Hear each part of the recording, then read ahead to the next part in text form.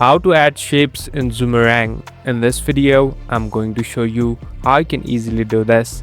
First of all, open the application.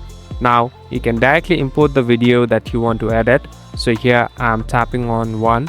So after you do this, here on the right top, tap on next. Now we in this editing platform. Here you can edit and make different changes in your video. Here on the bottom, there's a section of shape. Simply tap on shape. So this is the place where you can import and bring different shapes. So it's up to you and the way you want to customize. After doing that, you can even make different changes on the shape and even the color. So it's up to you and the way you want to customize.